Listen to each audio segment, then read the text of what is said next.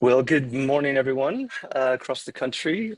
Coming into you from Sydney, as well as a number of other locations around Australia.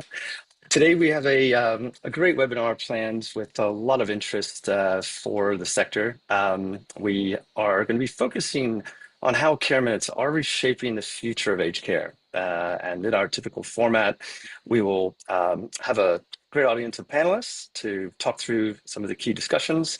We have also a number of data points that we want to share with the group, as well as some of the approaches and strategies in which the providers are taking to really comply, but also with a sustainable supply of care minutes as we move into really the next round or next areas of increased compliance on our services.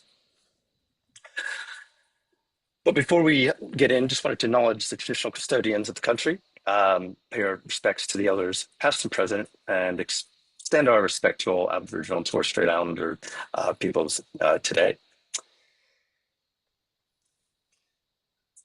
And to also cover a lot of the items around moving the sector, we've recently merged with Manad Management Advantage Group, and we'll be bringing some future insights around the essential aged care data and care management solutions for the new standards that we have being applied. And for those clinicians, this event does qualify for one CPT point, so please add it to your log or set a reminder. I know that those timeframes come up quite quickly throughout the year.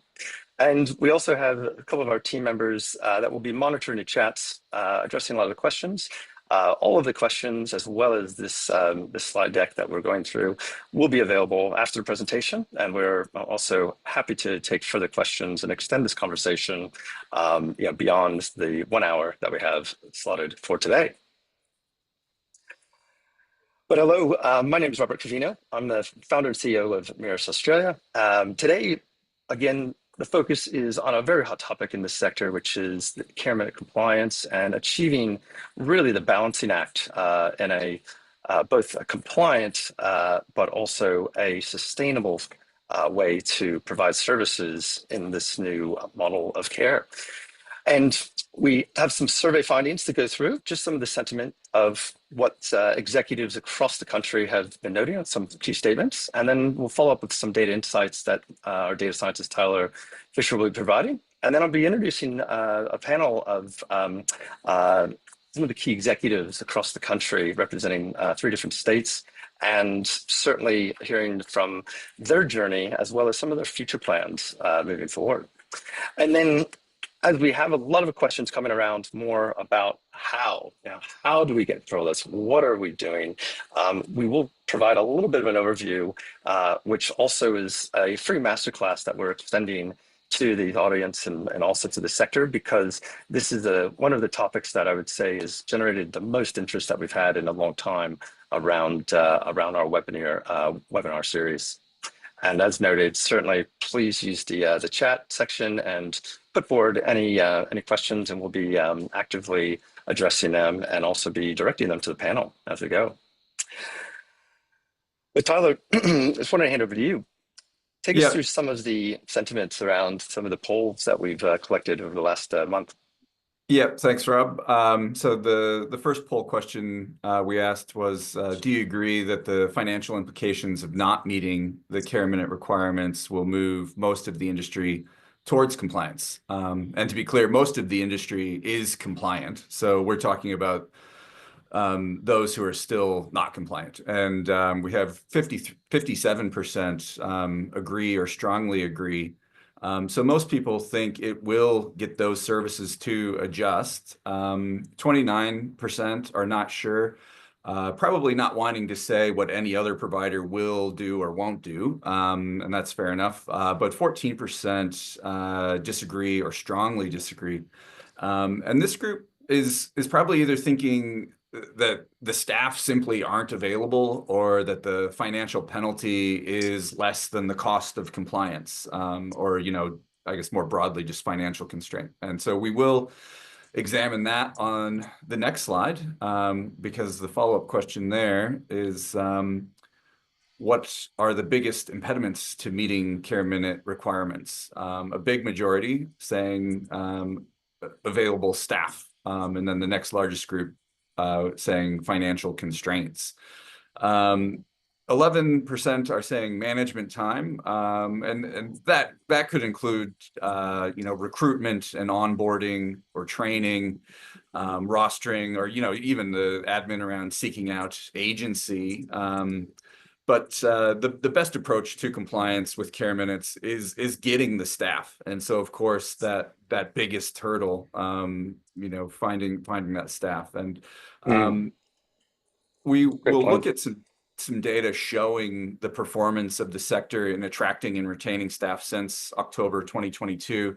But we'll just finish off with the next couple of poll results. The next one is, do you agree that there should be a correlation between increased staffing and improved care outcomes / quality? 83% agree or strongly agree.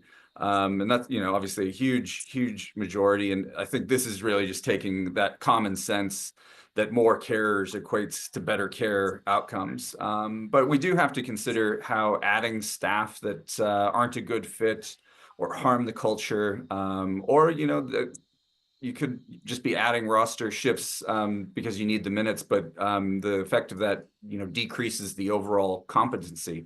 And so those scenarios have the opposite effect. And I know our panelists have some great insight on this, and we will hear from them after a bit of ground setting here. But our final poll question, do you agree that your business can still be profitable or in surplus while maintaining full compliance with care minute requirements? Only 39% agree or strongly agree. And so we have a big group that are unsure. And I think Mm. being unsure can come from not knowing how expensive any given roster will be once it's worked, or how much subsidy and care targets will change from one quarter to the next, or how much wages will change. So there's quite a few variables that you have to be pretty confident on here to answer this question. Mm. And That's a good point.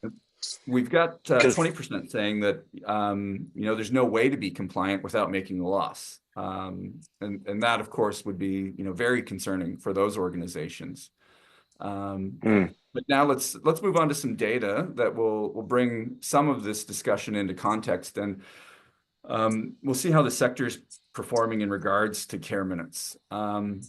When ANAC began, nearly 2/3 of the sector were not meeting the care minute requirement associated with their subsidy claims.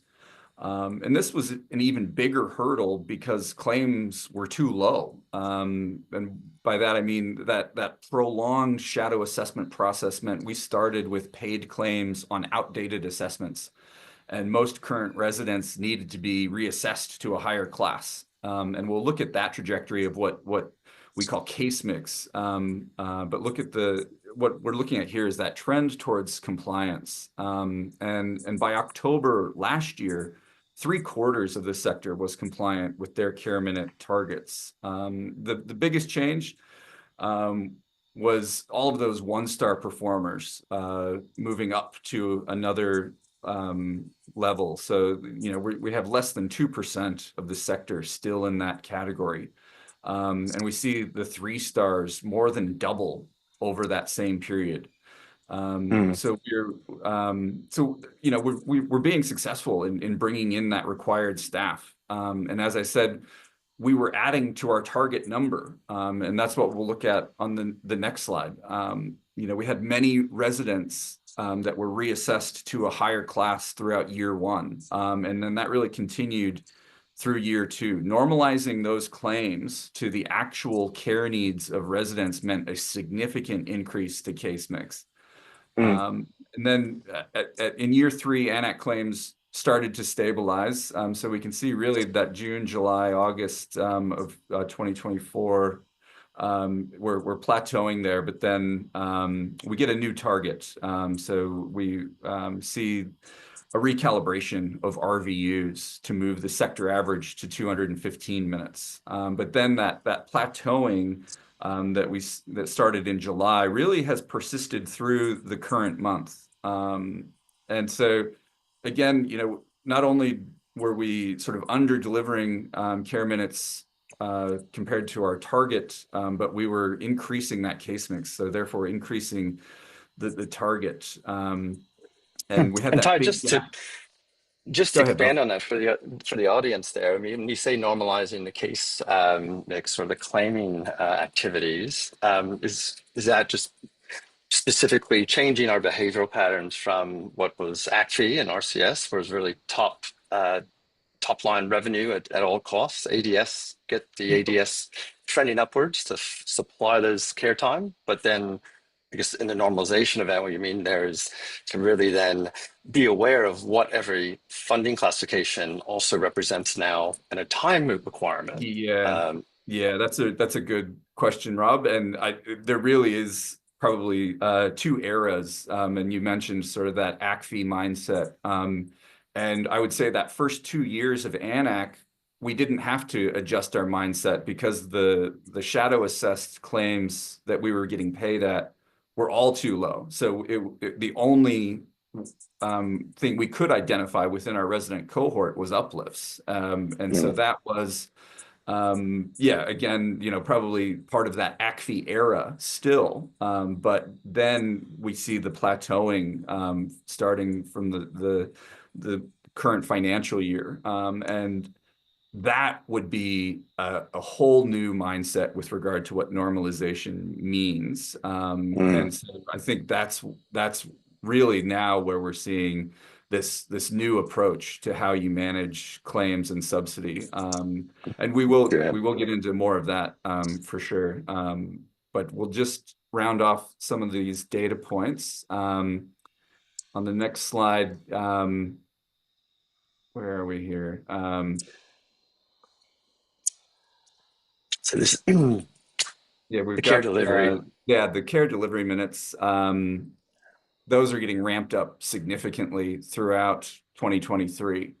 And it was, yeah, more or less tracking with the target for the first half of 2024. So it's interesting that, ANAC began October 2022, and we didn't have a lot of movement with regard to increasing those care minutes. It wasn't until we got into the new calendar year, 2023, it really escalates very quickly, almost throughout the entire calendar year of 23. And then we can see, yeah, I guess a much more analytical approach towards increasing or decreasing care minutes in line with a case mix or a compliance target.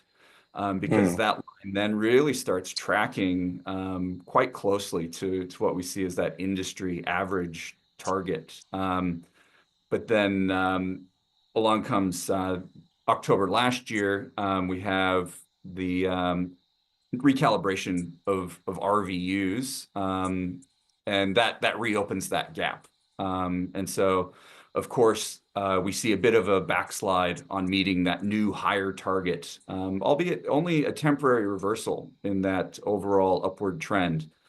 We had about 12% of the sector move below that target level in that first quarter following the change. But then we see the upward trend resume in the current quarter. And so that is the quarter ending this month.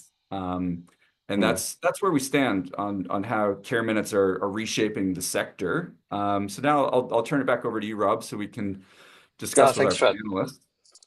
Thanks for that, Tyler. Yeah, some good trending lines in there, and that's what we're really looking for, and I know the department looks for. And certainly, the way the constructs of this instrument work is that the RVUs can be tinkered with and adjusted, as we saw in October, and that was an adjustment to both how we can target the funding allocation to individual classes, but also the individual weightings of the assigned RN and direct care time, and that's what Tyler's referring to. But a nice trends in the right direction. So I'm going to bring up our panel for discussion today. We have Alison Jarrett, Deputy Executive Officer at Winning Group here in Sydney, Joe Boylan, Chief Executive Officer at Clayton Church Homes down in sunny South Australia, and Donna Hart, Chief Executive Officer at Church of the Christ in Queensland. Welcome to the panel. Ladies, I wanted to, I guess, explore on that trend of really the care time and the gap of care delivery, which Tyler was noting too. That must have felt pretty scary at that time. And also, we know staffing shortages and a number of challenges and headwinds were on us. Maybe start with you, Allison. Can you just talk through some of the strategies or tell us about that journey? What did you do? How did you really close that gap there at Winning Group? Yeah, thanks, Rob.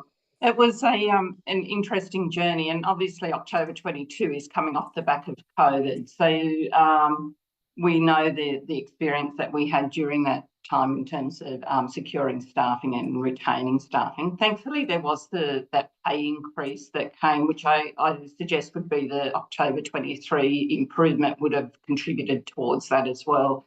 So we're paying our people more, but in between that, when they from October 22, and to be honest, this was strategies we implemented through COVID as well. We looked at a variety of strategies to attract and retain staff, and that was around sign-on bonuses, retention bonuses, Mm, refer a friend, relocation expenses. So, a lot of expenses that we were sustaining to ensure that we had our own staff to reduce our reliance on agency. Now, that's mm, easier in metropolitan areas compared to a lot of the rural and more remote areas that we service. But that was some of the strategies. And then, of course, bringing in our migrant nurses to support us in that as well has been a really big part of our securing registered nurses, and that's been a really important piece. With that comes a really dedicated education program to ensure that our migrant nurses are being welcomed into our homes and our local communities, so supporting them to be in those communities, but also supporting them to understand what the delivery of aged care is in Australia. And we all know that, there's an assumption sometimes by people that don't work in aged care that the role of the registered nurses and enrolled nurses and carers is more simple, but it's not. We're caring for residents with, multiple comorbidities. So there's a real need to be at the top of your game in terms of staff skill. So mm. in short, a lot of strategies there, and they continue. But it's getting easier, I have to say, with the increase in pay for our wonderful staff. It is getting easy. That's fantastic. Yeah. Well, definitely, you can't stop and rest. You just continue to evolve. But certainly, the budget figures and some of those items that have come through are certainly helping. Mhm. Joe, maybe also give a little bit of your experience down in South Australia at Clayton Church Homes. Thank you very much, Robert. It was a really pressurized time, but we came together as a team and we looked at where were all our pressure points, what were we going to do that were going to solve some of our problems while we increase these hours. So we implemented the refer a friend, and that was extraordinarily great. So I can highly recommend this model. So we paid our staff to refer people to us. We still did the same recruiting and looking at those people, but having this source of people coming through was extraordinary. Mm, We also went about at the same time as putting on staff, we had to do extensive training as well, as Alison said. So that took a lot of time. I did, as the CEO, I did a lot of training. I did a lot of the work of teaching the new staff. We had another key factor is to have a model of care, to be very clear about if you're putting on these extra staff, are they just going to do less with more yep, people? So you yep. wanted them to be very specific. You had to take on a systems thinking approach to what are the outcomes you're looking for. So we developed a model of care, a positive aging model. We needed more people walking. We wanted more people engaged physically, socially, so on. So we were targeting those outcomes. We also, it was a very effective Model 2 to have PCS, which is our clinical software, so you could monitor all of this. It's live data and you can see what your staff are doing. Are those outcomes being reached? Because there's nothing worse, as I said, to have all of these staff and you're getting poor outcomes. So refer a friend, model of care, weekly care minute meetings so that everyone knows how you're progressing, where we are on the ANAC, where we are in relation to those care minutes.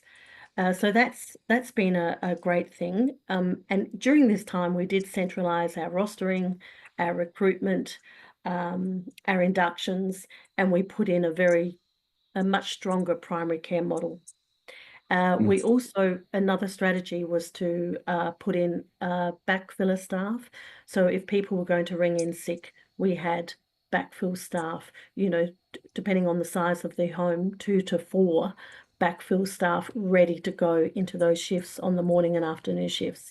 That's been a great way to reduce agency and maintain morale in the staffing level and for the residents. That's a great suggestion, Joe. And I think also very good, very relevant points too, because supplying minutes are not always equal in costs. So certainly trying to allocate the time to contracted hours or non-penalty rate hours, those are great strategies. Donna, we'll go up to Queensland. Share your experience with a lot of that and add Thanks, into Rob. Joe and Alison. Yeah, definitely adding on to the great work that they've already done. We had a few additional challenges in being an organisation that covers a large geographical area across Queensland and into some very rural and remote locations. We did find additional pressures and issues around particularly filling that the registered nurse cohort, in as far as we needed to think about housing, incentives to get them there, increasing wages, paying more than you would normally to secure a placement. There was a heavy reliance in the early days on agency in those spaces, and continues to be the way in quite a few of our very rural spaces.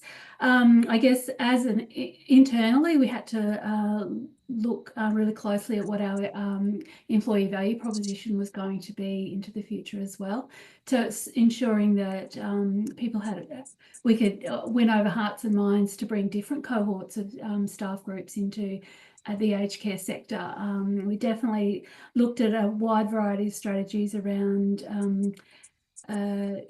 seeking out cohorts that wouldn't normally be the applicants that we see, and understanding from I guess a heartstrings point of view, what do they have to offer? Is there a connection? Is there relationship building? Are there those other non-tangibles, I guess, as to why someone would want to come to work in an aged care sector? And in the main, those people are going to probably not come with their certificates. So then linking them up with the appropriate training, and that all has an additional burden around, as Joe and Alison have both mentioned, around that training element, that support element, to ensure that they're confident that they have made the right decision and it is a true career pathway for them. One of the other things that we've been trying to do more and more is to, I guess, grow our own internally around those people that have aspirations to become registered nurses, and what incentives can we give them, what assistance can we give them to go further and receive those qualifications. So that it's been a flurry of activity in the recruitment space, and very much having to look into different ways and methods in which we can attract people to the sector. Absolutely. I mean, that's been one of the topical areas of discussion for the last, 5 years, well before even COVID happened, but certainly continues to be pressing, just with the aging demographics of our Australians that are requiring this level and support model in our residential facilities across the country. And just to expand also on that, I guess, on a lot of the audience probably also want to know, how then on a practical or operating internally model? I think Joe touched on some of it about the data, but maybe start back to Donna and reverse order. But we talk a little bit about the people, the process, the org structures, KPIs, success measures, on really more of the operations around ACT, because traditionally, if you think about what other sectors had to transform with not only a new funding instrument coming in, but a funding instrument that also hedges and imposes a care time requirement and a cost on the business, because now you have effectively the need for more collaboration between rostering and a lot of this is done on future scenarios because we can't roster behind us. We have to be thinking fortnights in advance, as well as understanding what's going on with the case mix movements and our funding teams. So I guess just talk a little bit more about, I guess, in that operational side for the audience. There's definitely been a lot of energy placed into ensuring that the service managers essentially have the information they need to make good decisions, and that can change very quickly. So developing systems that ensure visibility around what the current care minute requirements are. How close are you to meeting them, or are you over servicing? There could always be that element as well, and then that has a direct churn on a daily basis to who's doing the rostering and how that's being implemented, because it doesn't take a lot to make a big difference in that rostering space. And I think Alison touched on this a little bit yesterday when we were chatting just about having those really critical thinking conversations all the time around, do I actually need to replace this shift because of the change that's occurred yesterday? So it's there's been a lot of energy and effort placed into ensuring we have the data available and the data is available to the right people so that informed decisions can be made. And that, I mean, that also speaks to a heavy administrative burden that's come our way in this space around, particularly if you then have to organise agency staff to fill a gap, because the flow on from that is that that agency staff member has to be onboarded and orientated, and then there'll be an increased compliance monitoring piece that comes after that, just because they're new to the service, and so we just have to be careful that there's no gaps following that engagement with that agency staff member. So there has been it has generated a lot more activity, certainly around that monitoring and ensuring that we are meeting the care minutes and being, I guess, in a financial sense, being very sensible and wise stewardship around the way we use our staffing. No, that's great points. Joe, do you want to add to from throughout Clayton Church Homes? I know you're about 3 sites, 500 beds circa, or just looking at the context of the operations? 5 sites now. Okay. 5 sites.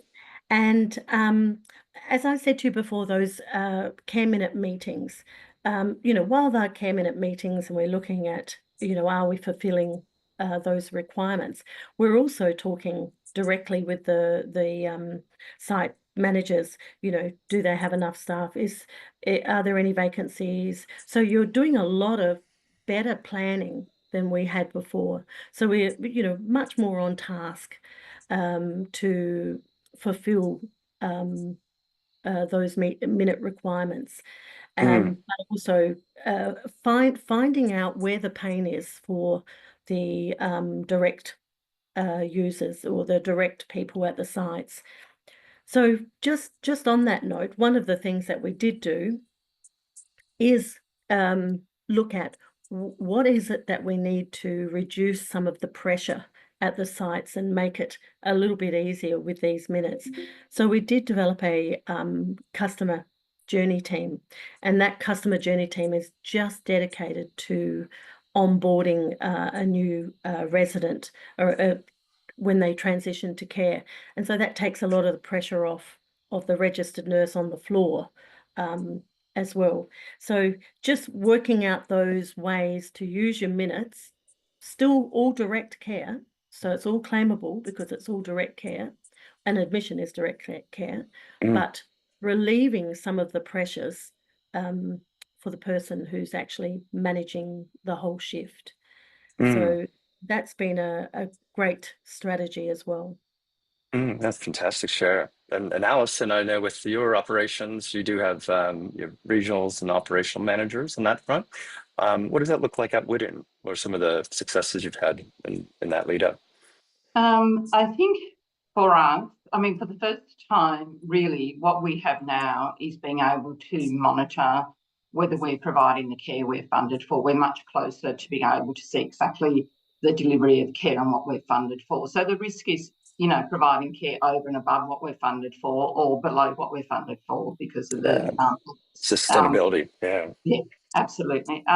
So what we felt was really important was to invest in, systems and technology that will give us that day-to-day view of how we're meeting the care minutes. And as we know, we're meeting targets that were set a quarter ago. So being able to really look at how those targets are applying to the current quarter is key. So we've learned a lot over the journey, but now we're looking at how best we can stabilise those master rosters to align the previous quarter, which we are required to meet in this quarter, with the current quarters. So with the intention that the next quarter will align with where we are. So really looking at our resident reassessments, looking at the resident needs to ensure that they're being met through the care minutes, and trying to smooth that line, that target as much as possible between every single quarter.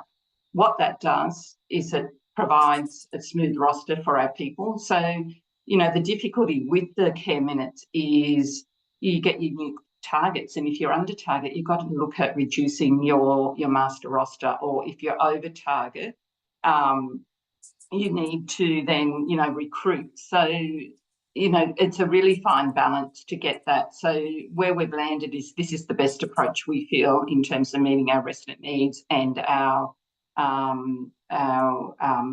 employee needs. The other couple of changes we have made, we're moving towards a more centralised, probably a hybrid rostering model. Traditionally, all of the homes have rostered themselves, but we're moving more towards that centralised rostering model to support the homes, because this is a big piece of work every quarter as well. And I'll just add, we've got our service managers every day looking at their care minutes, running reports to say, what's our occupancy today? Where are our care minutes? If somebody calls in unplanned leave, do we need to replace that?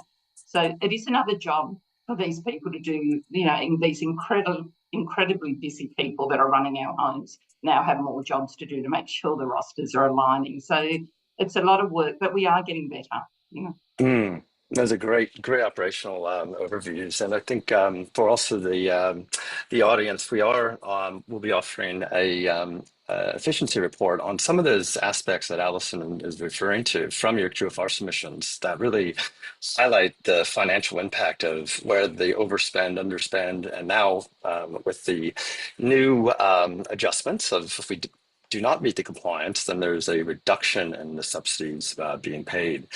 So those will be available to everyone through the link, and then I'll have a slide on that a bit later. But just to unpack a little bit more of that operational side, as Alison noted, and I'll also bring Tyler into some of this wider discussion. The key operating model for really controlling ANAC, being in control of ANAC is about controlling the data and having that transparency. And as you heard from the team and the panel, that first step is really about the normalization of those ANAC classes. Really understand what is the actual care model for the facilities, not a maximized view of the world, like but a lot of, I guess, practices that were identified through the Royal Commission around our previous funding instruments, but really looking at it through a very balanced model and distribution. And that's what that normalization event means. And then the second point is really then aligning that roster and those demand templates to that target star rating and those occupancy levels, because as you start to shift, we're on an upward trend with occupancy. I think Tyler, I believe it's the highest we've had in 3 years, at around 91, 92% in our industry data set. But those do start to shift the care minute requirements and some of those targets with the additional residents added in, as well as also some of your respite strategies with those 3 different levels that also are constantly impacting. So it's harder to adjust rosters and apply, well, you can't apply 15 minutes to a roster. You can apply 8-hour shifts or blocks of time. And that's why getting that demand template really set is the second point. And then, as all the panelists noted, monitoring and understanding that data so that you can really forward plan these scenarios. If you're having to wait until 6 weeks past the actual fortnight that has been worked before you actually know what was supplied and where your care minutes are out of the roster, you have a very hard time managing in a quarter because you're already nearly halfway through or over halfway through of the quarter that you're delivering on. And so a lot of our groups that work with us and also use some of the reporting technology are really looking at controlling the data, understanding what the case mix changes mean with occupancy, but also reclassifications, and putting that into a forward scenario at the time when rosters are being considered, as well as also, as Alison noted, when you're offering shifts out or covering areas. Because if we have dropped 5 residents, 6 residents, there may be, no longer a need for an extra 2-hour and afternoon shift. We can address for it in a different way. And then where that all leads us to is also, if you're in control of the data, you're then in a better position to strategically request classifications that align to this balanced approach instead of really peaking and troughing. And that's really the signs of going from an overspend to then a non-compliant area and then continually just chasing that. So it's about the smoothing effect of those business operations. And really conceptually what that means, the case mix data points that organizations need to be in control of is effectively, this is how Medicare would see your data as a effective active list of classes. But then for each of your racks, you really need to keep your funding managers or your clinical teams just to provide insights around where somebody would be if the business decided to reclassify or act on it, because the reclassification is still a voluntary activity with the department and within the model, just as it was with ACFI. But in that instance, we need to really understand what is the impact, though, on these classifications on some of the forward-looking targets, and also consider planned admissions, discharges, as well as re-abled residents. I know the D word is a tough one to say, but the RUC study did highlight that if we do have reablement and the case mix is now lower because of acuity of certain residents no longer representing where they originally were, then we should certainly consider that as a reclassification downwards. But again, those are the types of data points, though, that are available to really balance the activities out. And really what we're doing with that is to ensure that you have the right insights at the right time. As I noted, if you have to wait for the fortnight to complete before you get a report or even longer, it is very hard to then control effectively what I refer to these as the worm graphs. So these are the day-to-day achievements of both your supply of care time, but as well as your case mix requirement through these periods. And really the goal is just to keep this as tight and narrow as possible, because every quarter you sail through, you're not only trying to achieve the current target that has been set on you, but you're also setting the next quarter's target. So as your case mixes change, you don't want so much variation. You want a real balanced approach to that. And that really comes down to the roster that's in place that you feel confident that you can supply and achieves your care time, and then being able to monitor this as an ongoing basis. And then the final step is really just about running regular scenarios. And these scenarios can be done on various elements of your star rating achievements, your profitability based off of your cost per care time minute. And that all is just constantly informing analysts or the central rostering teams. But the data needs to be collaborated on across now multi-division teams in order to really be in control of the future of your target setting and operations. Tyler, did you want to also add any of your findings for the audience around how you've done a little bit of that operational side, but certainly pulling it back into being in control of your data is certainly the message, and that will help you be in control of your future with ANAC. Yeah, so like you said, you have occupancy increasing across the sector. And so when you're increasing headcount in your resident population, those are big movements with regards to the hours, roster hours that you need to be delivering to meet a care minute target. And the same with adding roster shifts. Those are big chunky blocks of time that you're adding towards that target. And what you really want to do is have almost line ball accuracy with meeting that target, because once you start going too far above, that's overspending on the roster, and we know that there's just no margin left in subsidy, because Allison said really well that that increase to subsidy was also funding that increase to wages. So, that more of that subsidy is finding its way into our carers' pockets, which is where it belongs. And so that there's no significant margin to be made there, which makes it really challenging to get this balance right. And so when you're talking about those big lumpy movements, and then also our ability to analyze reassessments, which are those much more granular shifts, how do we get that line ball accuracy? That's really the way I like to articulate that approach. No, that's a good and great points to that front.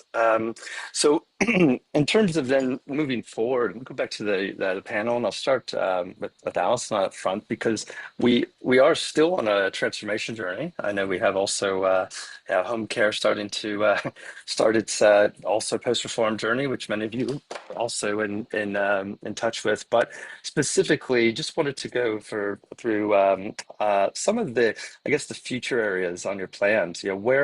Where do you see, Alison, to start with, most of, I guess, your time and operational time now focusing over the next maybe 6 to 12 months on continuing to really build on the investments, but build on the processes you've already set the courses of action.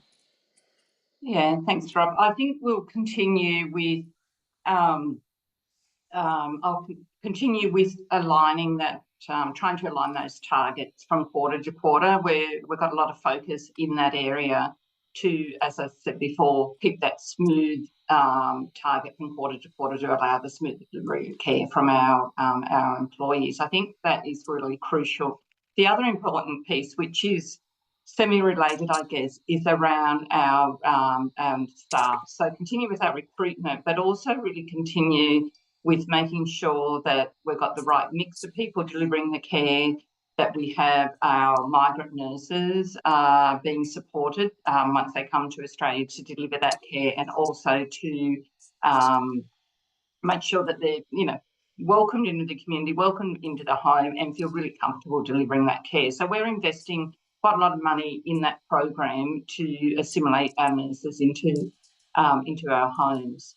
I think other than that, just continuing, we'd like to see some changes coming from the department around, a realisation that it's a delivery of holistic care. So care staff is one aspect, but the importance of having allied health, the wellbeing teams all in there is crucial as well to ensuring that we get great outcomes for our residents. We know the importance of independence and the link to quality of life, that have been more independent and more actively sort of meaningful activities is so important to the quality of life. And I think that really needs to be recognised as well going forward as part of the overall care delivery.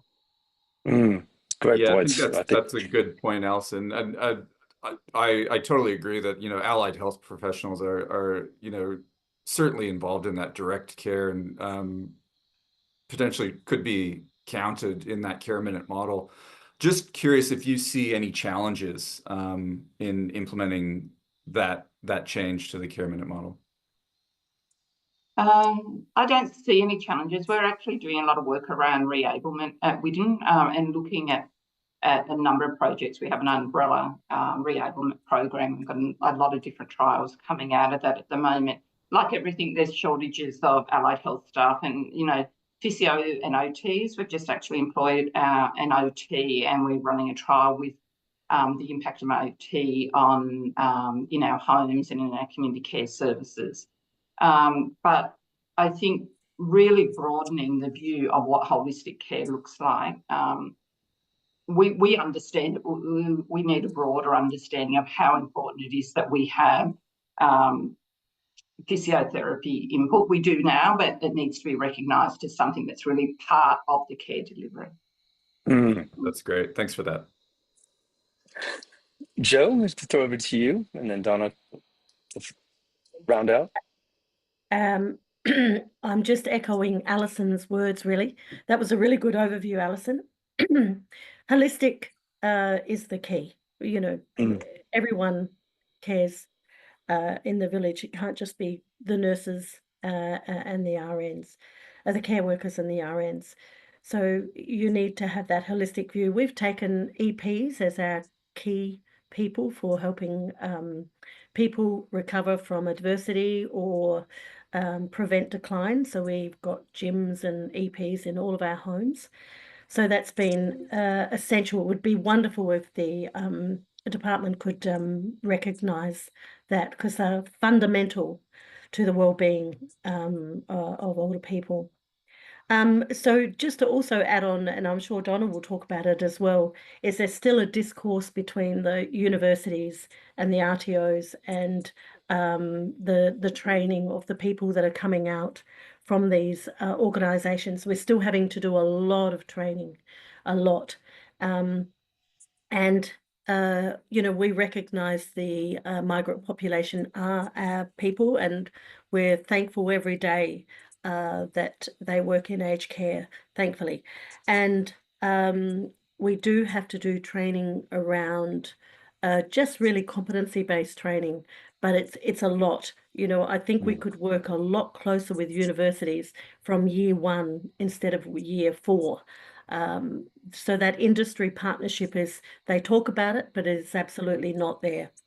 You know, we take placements, but we're a recipient of those placements. We really need to be working much, much closer, and it would be a lot fairer to the migrant population that are coming in, so that their learning would be built on and built on. So we'd be really focusing on building their capability as they go along the course. So training is essential. And yeah, I think that's really the main things that I would recommend. Those are great suggestions. I'm sure you know, a lot of people taking note of that, and certainly will be continue to support that with the department and also some of the wider ecosystem that really shapes and crafts the personnel and the teams that we employ, and they follow our values and they care for the loved ones in our services. And Donna, any rounding thoughts then, just to... Yeah. So definitely concur with what Alison and Joe have said. I think just in principle, the care minutes have been welcomed by the sector. It provides a level playing field for all providers to have a baseline to work off.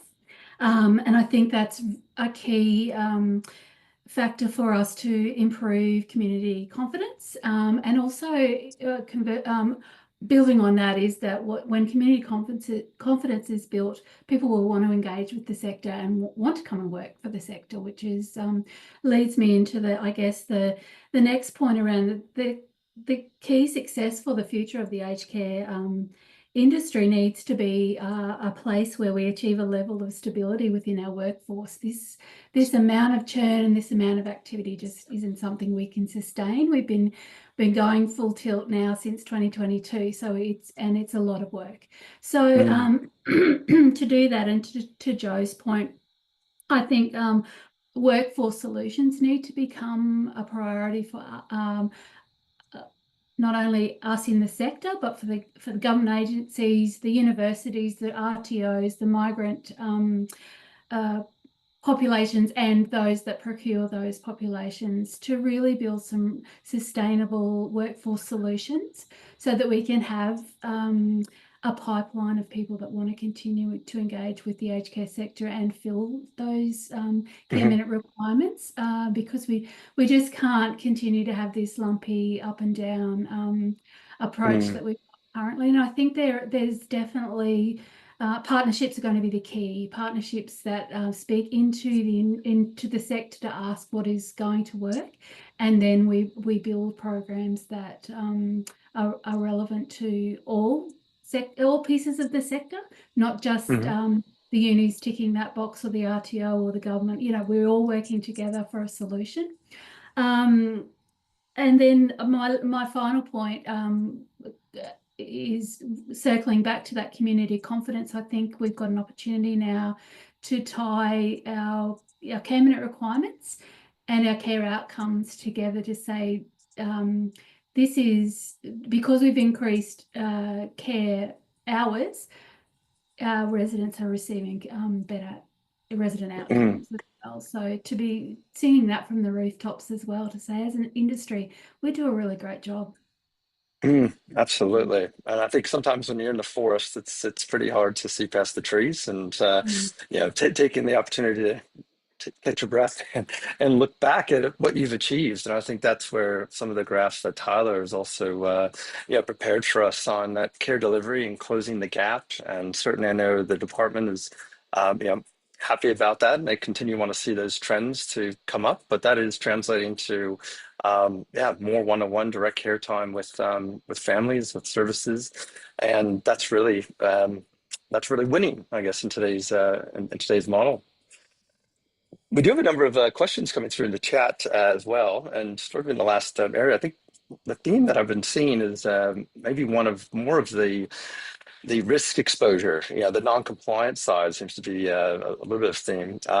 Tyler, do you want to share a little bit of the model in which the Department of Safety Quality Commission, I guess, have in terms of this new data-rich environment? Because a lot of this was telegraphed in the Royal Commission's recommendations, and now what we're seeing is, a lot of that now starting to take effect, as well as some of the undertakings that the Commission is doing on this data.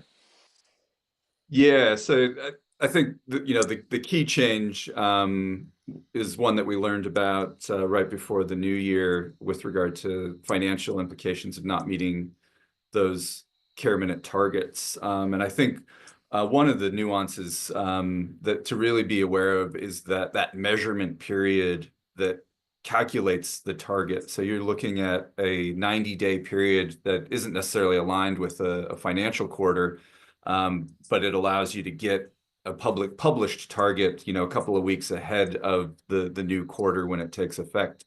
And so what that means is when this new implication of having subsidy clawed back takes effect, it's not that you have to be meeting those targets by that date. It's really about being able to meet those targets well before that date, a quarter or more ahead for those services that aren't already compliant. Because June is the starting point of the target setting. Is that right? For that first period? That's right.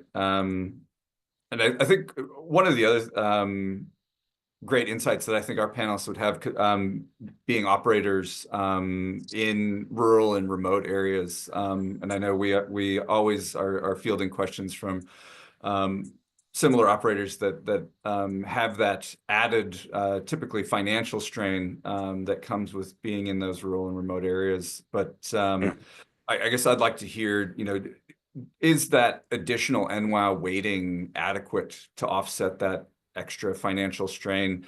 But looking forward, are there other support mechanisms that should be considered to keep viability in those areas? Did Joe or Donna, Allison, did you want to make a comment on any of those points? No, Allison, you do have quite a bit of your racks that are in that other modified Monash area, so you would be facing that challenge quite regularly. Yeah, essentially, I mean, there's an increased cost of providing care that you see in those rural communities, but one of the things that we really see is the cost of accommodation. So accommodation is quite scarce in those areas in terms of rentals. So when we do bring our staff members in, we've had to buy homes, we pay for accommodation, we pay for relocation fees. in places like Narrabri, Moree, we're buying homes, Temora, all of those places, buying homes for our employees to live. So that's a really significant investment as well. It's not absolutely. It's a requirement to meet those care minutes, and to provide the care. I mean, the staffing shortages are what they are. Yeah. That's really interesting. And Donna, Joe, just before we round out, yes, I was sorry, Donna, you go ahead.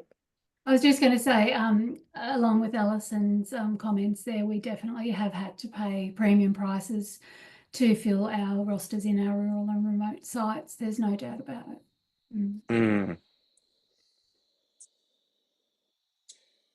Yeah, that's certainly thinking outside the box, but I guess that's what we have to do when we're going through once in a lifetime, once in a generation reform, and that's certainly been part of the transformation the entire sector has been on a similar journey with. So I think for the audience, many of you, you're not alone out there. A lot of your challenges are, as you've heard from the panelists, are also being dealt with regularly by all sides of these providers. We're going to be providing everyone with a funding and care minute gap. So this is really the alignment of what this is costing the businesses out there. Really that balancing act approach, so that there is some new measures outside of our traditional measures of things like ADS, but these are areas that as a data aggregator we report on. Performance measures that suggest operational excellence, leading indicators, all areas that really help providers focus on running sustainable and compliant businesses. So this will come also as a follow-up in our email after the webinar to all of you. And also, this is being done in the context of our annual ACE index. So the ACE index was launched last year. It's our annual report with Stuart Brown around the aged care effectiveness index. And so some of these parameters around operational excellence are now being monitored and measured at a national level once a year. But then you can take the same data and compare it through each of your RACs quarters as you drive those operations. And certainly, we've had a lot of interest in this topic. We are extending a masterclass that is available to anyone. It's on the website, and this will also be in the EDM. But this masterclass is really about this how to establish that target operating model for the care minute compliance and funding sustainability. So really getting into the how to which the panelists have spoken to. So if you're an organization of many RACs or one RAC or anywhere in between, certainly there's a lot of great learnings in there, and this is really now how we're assisting groups to achieve these compliance. And last but not least, we have our next webinar coming in May. We're focusing that webinar on the stronger standards and new rules. And certainly we will also have with us Honorary Peter Staples, who was the original the quality commissioner and actually inventor of the aged care standards and the first quality commissioner to aged care in the 80s under the Hawke governments. So a lot of focus on providers and looking at how their organizations and their teams are going to meet the new standards and the new roles. And Katie will be leading that discussion with myself and Peter, and we look forward to seeing you as you prepare for the July 2025 reform agenda that will be rolling out here shortly. And as noted, these discussions are never done with the webinar. We are always available to support you. There are a lot of various providers going on different journeys because of just the uniqueness of each of your operations, and also within the areas you service Australian residents. So we recognize that, and we can also share more of these stories that the panelists had to give you and your teams some insight strategies, also learnings from the pathways that other providers have taken. So there is no unique snowflake. We all have the same standard set of rules and legislation. We're complying with. So the more we can do to really act as a rising tide to lift all the boats out there is part of our core mission of making aged care better at Mirrors Australia.